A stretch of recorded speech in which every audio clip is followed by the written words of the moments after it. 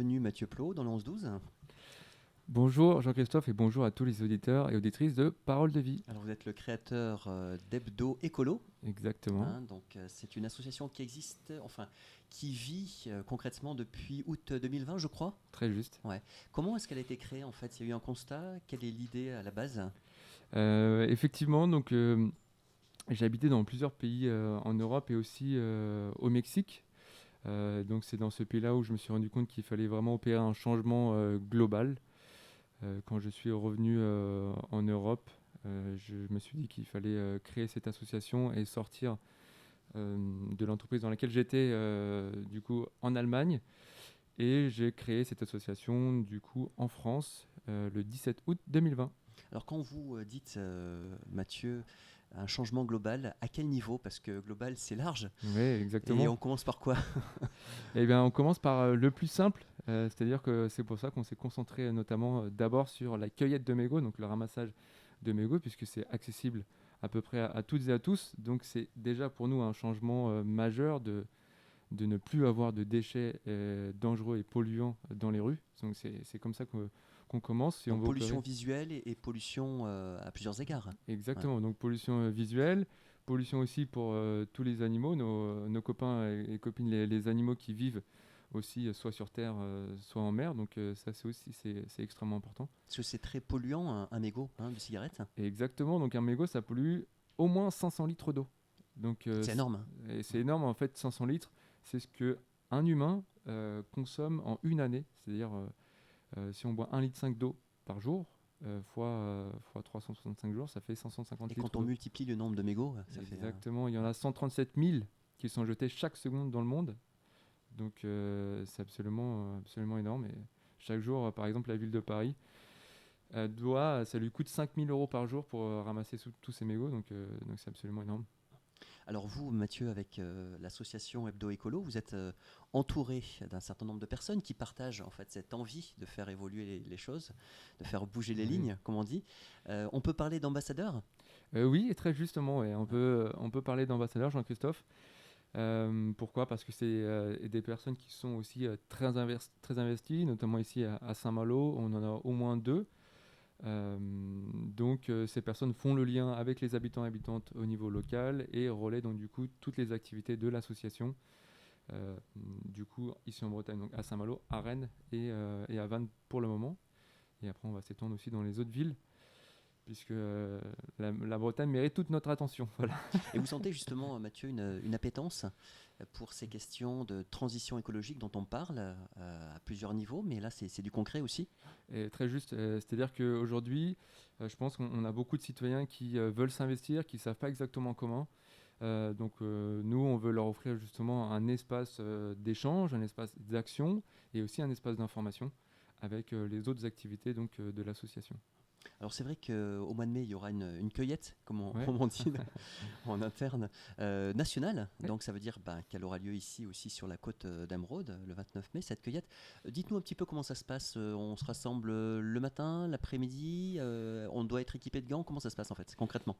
Alors, comment ça se passe? Il faut juste venir avec un maximum de sourire, beaucoup de bonne humeur et prêt à œuvrer pour l'environnement. Donc on sera entouré de Malouines et de Malouins ici à Saint-Malo. Donc on propose tout, c'est-à-dire les gants. Il faut simplement venir avec une bouteille en plastique transparente. Et on organise différents points de collecte partout dans la ville avec du coup les différents ambassadeurs et animateurs et animatrices de Hebdo Écolo. Et puis après, on vient passer un moment ensemble de 2 heures, on fait des photos et après on diffuse sur les réseaux sociaux pour maximiser aussi la prise de conscience et l'information. Alors la cueillette, elle a lieu sur le littoral, sur les plages et à l'intérieur de la ville ou Oui, ouais. exactement. Donc en, en général, on offre à peu près 4 parcours différents ici à Saint-Malo, puisque la ville est assez grande finalement, et aussi à l'intérieur de la ville de Saint-Malo, par exemple à côté de la gare. Donc voilà, c'est aussi très important, puisque avec les pluies, le ruissellement, tout finit à la mer, donc Mais oui. soit directement sur le littoral ou dans la ville, c'est aussi important d'y prêter attention. On est en t-shirt blanc. On est en t-shirt blanc, exactement. Très, très juste, Jean-Christophe. Donc le t-shirt blanc, pour nous, c'est le symbole de la paix avec l'environnement. Et puis c'est aussi très très sympa de se retrouver toutes et tous ensemble avec un t-shirt blanc. On se reconnaît facilement et une bouteille en plastique vide dans la main. on se reconnaît très facilement, donc c'est aussi très chouette. Et la bouteille qui se remplit vite. Et oui, Au fur et à malheureusement. mesure. Bah oui, bien sûr. Alors comment l'accueil se fait par la population? Parce qu'on vous voit, vous êtes en groupe ou avec le t-shirt blanc dont on vient de parler.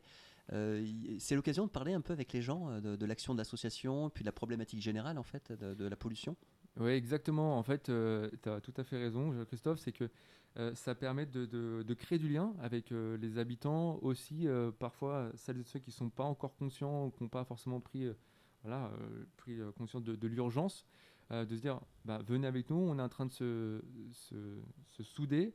Et voilà, on fait passer les messages aussi bien en français auprès des habitants et habitantes de Saint-Malo, et aussi dans les autres langues, puisqu'on a des personnes qui parlent aussi différentes langues dans le groupe, qui permet aussi de diffuser l'information correctement auprès des touristes. C'est-à-dire ça peut être effectivement des Anglais, des Allemands, des et Italiens, des Espagnols qui sont là sur la Côte d'Emeraude pour parler de notre secteur et oui, qui vous demandent qui vous êtes et ce que vous faites. oui. Est-ce que justement on s'inspire aussi des pratiques de d'autres pays? Je parle, je sais pas, des pays du Nord, de l'Europe notamment, pour ne parler que d'eux, mais de pratiques qui existent et dont on peut s'inspirer ici ou, Oui, effectivement, c'est un peu notre grande force avec Hebdo Écolo, c'est qu'on est aujourd'hui présent en France, en Allemagne et aussi en Espagne, ce qui nous permet aussi de rassembler un peu des différentes informations de manière aussi globale, comme on disait tout à l'heure, et puis pour aussi appliquer ce qu'on apprend dans d'autres pays, en France, et ici en Bretagne, Côte d'Emeraude. Donc voilà, c'est ce qu'on apprend aussi, nous, dans notre petit réseau associatif. N'empêche que je dirais qu'aujourd'hui, il y a des études qui ont été sorties récemment, d'ailleurs, je crois que c'était à l'occasion de la Journée de la Terre, où il se dit que les Français sont globalement l'un des pays le plus engagés pour la transition écologique en termes d'engagement, d'action citoyenne. Et ça, c'est très très positif. il y a une pour envie l'avenir. de s'engager. Ouais, je pense. Ouais. Alors Mathieu Plot, ce qu'il faut indiquer aux auditrices et aux auditeurs, c'est que les mégots qui sont recyclés après, c'est-à-dire qu'ils ont une deuxième vie, à quoi sont-ils destinés? Eh bien, pour nous, ce qui est très important, c'est de créer de la valeur. C'est-à-dire ramasser les déchets, c'est très bien, mais aussi communiquer sur le fait que maintenant, en 2021, on peut recycler ce qui était jeté. Donc, c'est important de prévenir. Il y a une justement. circularité en fait. Exactement, donc c'est l'économie circulaire, tu as très justement dit. Donc, les mégots, on les envoie dans le Finistère, dans notre partenaire qui s'appelle Mégo. Encore en Bretagne. Encore en Bretagne, on adore la Bretagne. Et cette belle entreprise les recycle du coup en mobilier urbain, donc en tables et chaises.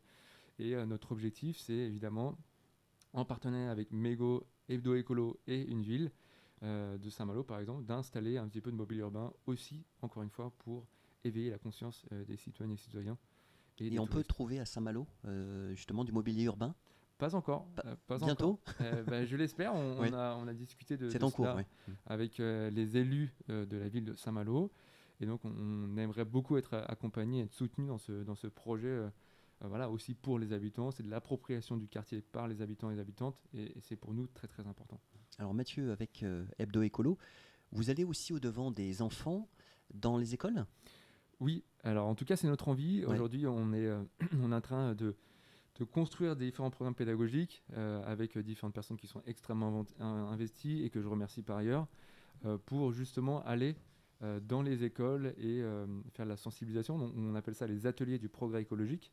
Donc on est en train de développer un petit programme. Puis après aussi, très très important, aller sensibiliser dans les études supérieures, puisque on a remarqué notamment que quand on fait des études d'ingénieur ou des études de commerce, on a beaucoup moins de cours, on a beaucoup moins de sujets liés à l'environnement. Et pour nous, c'est très très important, on pense, d'aller dans ces écoles, dans les lycées. On a proposé à plusieurs lycées de faire des interventions. Est-ce à dire que écologie et progrès n'étaient peut-être pas dans l'esprit des personnes compatibles initialement? C'est une très bonne question. Effectivement, ça pose question aujourd'hui. Le progrès, c'est quelque chose d'assez subjectif. Donc, il est technologique, il est écologique, il est sur plein d'autres sujets.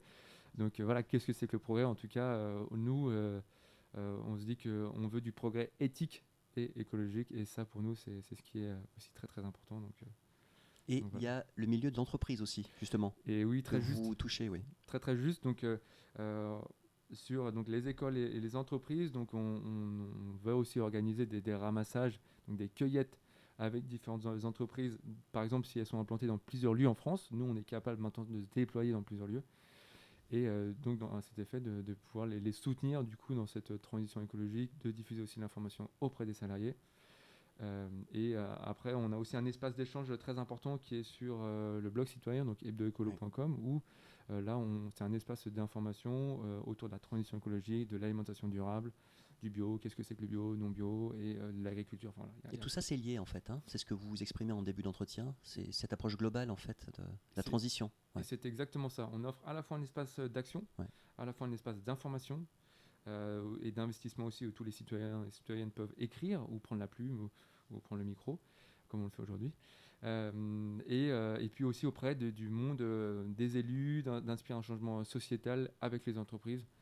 Donc voilà, effectivement, Jean-Christophe, tout ça c'est lié et c'est très très important pour nous. Est-ce qu'on peut parler de démocratie participative en la matière ? Et oui, totalement. On peut totalement parler de ça, notamment dans le cadre du média citoyen, donc du blog citoyen, où un ingénieur hydrogéologue, donc c'est quelqu'un qui est spécialiste de l'eau, pointu, dans son domaine. Et il peut écrire sur le blog hebdoecolo.com et nous donner un petit peu ces informations techniques pour qu'on puisse apprendre de lui. Donc ça, pour nous, c'est favoriser l'accès à l'information, la démocratie participative. C'est une véritable éducation, là, en fait, populaire même, on peut le dire. Très juste, c'est exactement ça. Encore une fois, c'est l'éducation populaire, il y a tout dedans.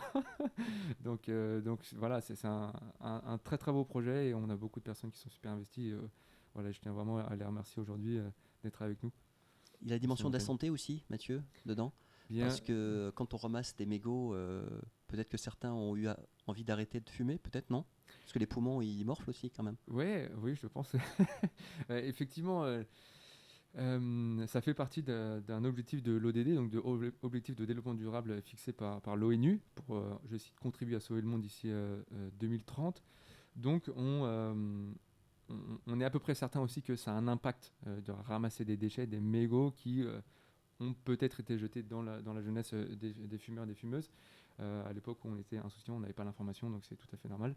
Donc ça provoque aussi un changement, une prise de conscience, et parfois on se dit, vu la quantité de mégots qu'il y a par terre, ça me donne peut-être aussi envie de fumer. Donc pour l'instant, on n'a pas fait d'études d'impact, on n'a pas fait encore d'études, savoir combien de fumeurs ou fumeuses ont arrêté après avoir participé à une cueillette.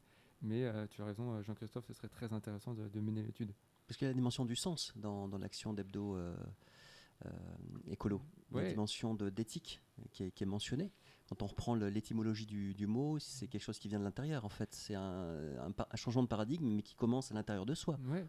Oui, je pense qu'on est à peu près toutes et tous reliés à la nature, réellement, fondamentalement. Quand on voit les enfants qui s'émerveillent devant les animaux, devant les plantes, devant la nature, enfin, je veux dire, avant l'éducation même, on a quand même une dimension. Une émotion. Très juste, une vraie émotion.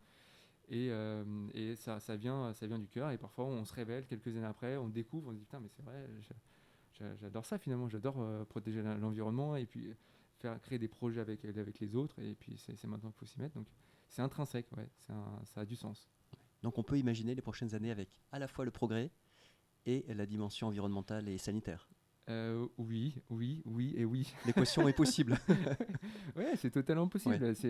On est hyper ambitieux, on a beaucoup de positivité dans l'association. Donc en tout cas, si certains et certaines sont assez sceptiques, eh bien, rejoignez-nous, on va vous donner de l'énergie. Alors justement, comment on rejoint Mathieu Plot, Hebdo Écolo ? On a effectivement donc, plusieurs plateformes sur les réseaux sociaux notamment. Donc on a un site internet, hebdoecolo.com, où on peut assez facilement s'enregistrer et devenir membre du site. On a une page Facebook, un groupe Facebook qui s'appelle Hebdo Écolo Saint-Malo, Hebdo Écolo Rennes, Hebdo Écolo Vannes, et dans toutes les autres villes aussi de France.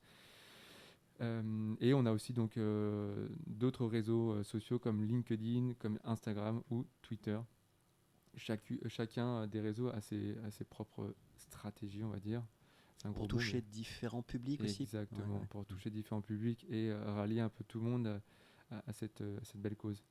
Voilà. Bien, merci beaucoup Mathieu Plot pour toutes ces informations. On rappelle, la prochaine cueillette nationale, c'est le 29 mai, pour enlever tous ces mégots dans les rues et en bord de mer. Merci Jean-Christophe. Bonne continuation Mathieu. Merci. Au revoir.